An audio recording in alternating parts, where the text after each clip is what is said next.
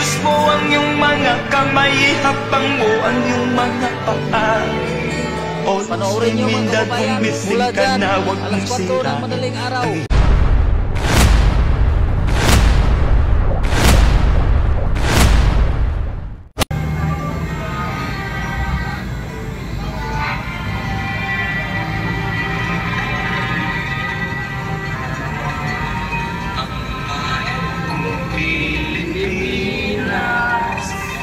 Lupain ng pintot bulaklak.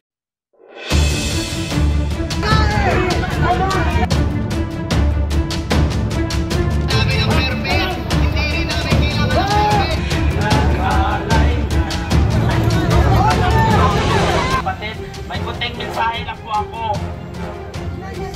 So dyan, social media, kung talagang matapang kayo, pumunta kayo dito sa Liwasang Bonifacio. Harapin ninyo ako. Huwag kayong matapang sa social media. Kailangan namin ng pari ninyo hapon, tuwing araw-araw, tuwing hapon. Nandito ako sa Liwasang Bonifacio. Puntahan nyo lang ako dito at kaya ko kayong natin. Huwag kayong matapang sa social media.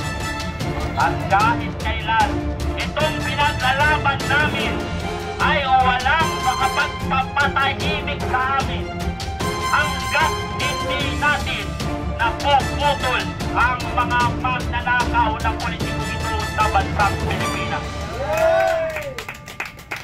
Tandaan po ninyo, ang mga bayani natin ay hindi namatay na tumanda. Ang mga bayani natin ay namatay ng medyo mga bata pa sapagkat sa pakikipaglaban sa ating inang bayan, sa kanilang pagmamahal sa ating inang bayan. Kung ang pakikipaglaban ay ang kamatayan ng sanhi, so be it. Kung yan ang ipagkaloob sa atin ng Panginoon, yan ay atin susundin. Wala tayo na dapat tanggihan kung yan ang kagustuhan ng ating Panginoon. Sapagkat marami dyan, kahit ibala ka pa sa kanyon, kung hindi mo pa oras, hindi pa payag ang Panginoon, hindi ka pa mamamatay. Pero, kung ang paglalaban natin ito, kahit tinutuligsa natin mga magnanakaw ng politiko, ay galit sa atin. Pero, utang ina po, galit din kami sa inyo.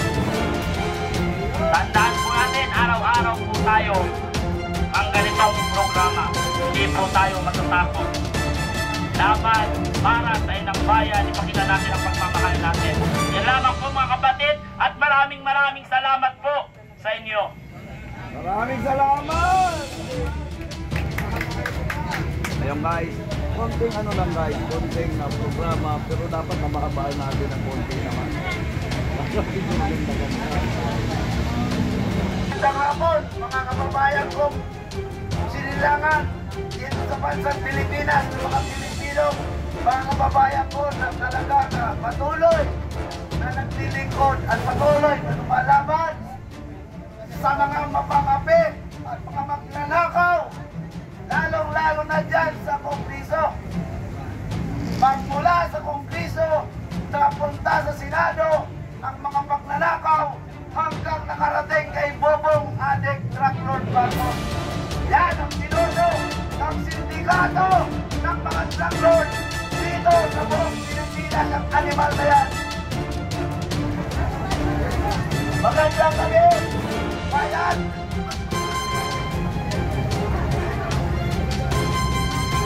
Okay, ganito lang kasimple yan. Ganito lang guys, kasimple. Hindi tayo aalis dito habang hindi bumababa si Bobong Adik Truck Lord Marcos dahil sa Malacanang.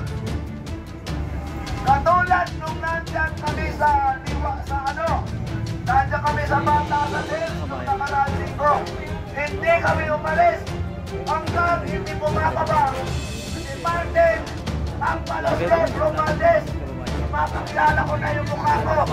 Ako ang pumasok ng convoy niya at sasakyan niya sa bintana at ako ang pumalibag sa pamamagitan ng mineral. O may mga intelligence ba rito? Nandito ako, inaamin ko akong pumasok sa salamin ng sinasakyan ni Martin Pagbalos Romualdez. Inaamin ko yan. Sunod, pag kami Marcos, nandun kami sa batasan, lumayo ron, ipahagpanamin ko rin. Ganun lang kasimple. Ha? Ganun lang kasimple. Huwag kayong matatakot, huwag kayong magtatago, na kayo inawat ni Juan. Ako ilalagpan ko ng katotohanan. Nandito lang ako. Nandito lang ako. Sa susunod, ang papasakin ko sa lamig, pagka si Bongbong Marcos dumaan mismo sa harapan natin o kahit na sa akin, basag yan! Basag! Okay, maraming salamat. Ito lang muna ibibigay kong pahayag natin mga kababayang Pilipino. Mabuhay tayong lahat. Maglaban natin ang ating bansang Pilipinas na niyuyurakan ng mga magnanakaw, kinakahasa ng mga demonyong, mga buhaya ang buwis natin dito sa Pilipinas. Maraming salamat guys. Mabuhay po tayong lahat. Walang aalis.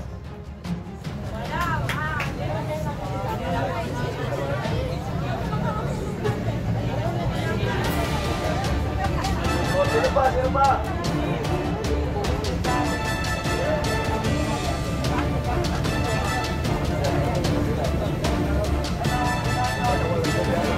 Laban sa katotohanan, ingatan mo po ang kanilang sambahayan, ingatan mo ang kanilang pamilya dahil wala nang po silang iniisip na ano paman.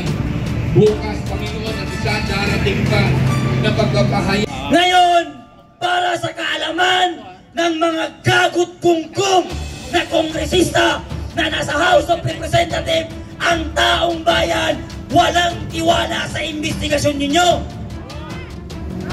Paano kami maniniwala sa investigasyon ninyo? Paano mapapaniwala ang taong bayan na may patutunguhan, may papupuntahan ng investigasyon kung ang nag-iimbestiga ay sangkot at kasama sa nakawan? Bakit puro kayo Diskaya, overload na yung Diskaya? Kung Paris lang si Diskaya, siguro nagsawa ng mga tao. Puro Diskaya eh. Bakit hindi may patawag? Yang tali ko na mukhang durap. Pati yang si Martin Romualdez. Ba't di mapatawag? Saan na yung magaling na congressman na si Abante, na utak hipon, na naghalo